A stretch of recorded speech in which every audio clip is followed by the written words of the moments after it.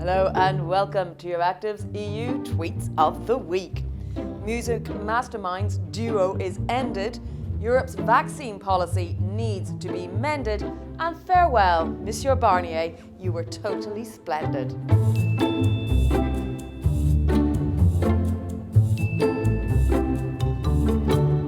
This week we are supported by CEMET, the European Employers Organisation representing metal, engineering and technology-based industries. More about them later on.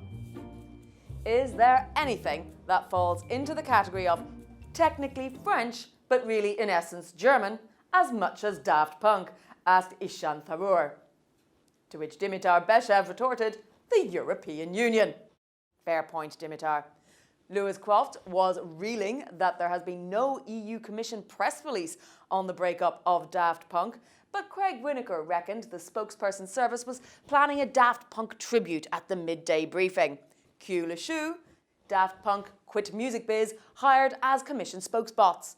Well, they're a bit more human after all, snarked American EU dude. Asked about the flailing vaccine rollout strategy, the spokesperson vowed to try harder, better, faster, stronger, quipped Martini Seltzemeyer.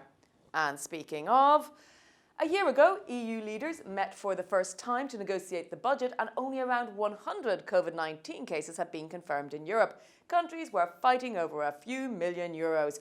5 months and thousands of cases later, they ended up topping it up with a 750 billion recovery fund.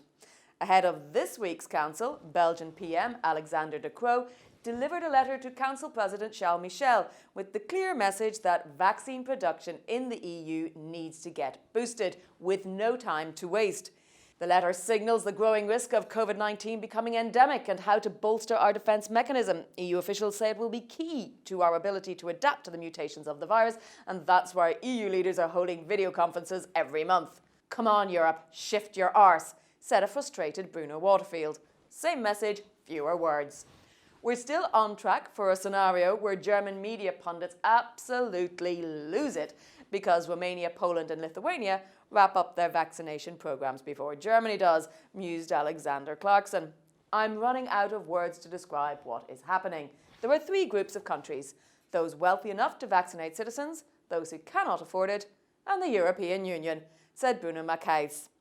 This week, we are supported by CEMET, the European Employers Organisation representing metal, engineering and technology-based industries.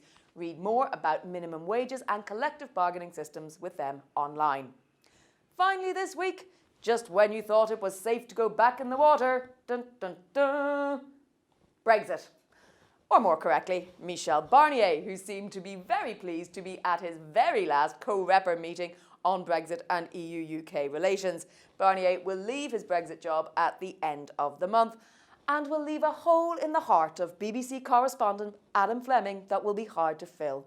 My favourite Brexit co-reper was when we waited outside for 7 hours while the cabinet deliberated in London. Then his team had to leave with loads of cardboard boxes and pretend they weren't filled with copies of the withdrawal agreement, he reminisced. Ewan McPhee preferred that time Barnier went out looking for a level playing field. You bow to no one, Monsieur Barnier, said MEP assistant. Indeed. And that's it for this week. Join me again next Friday for more snarks and larks in the Brussels bubble Twitter sphere.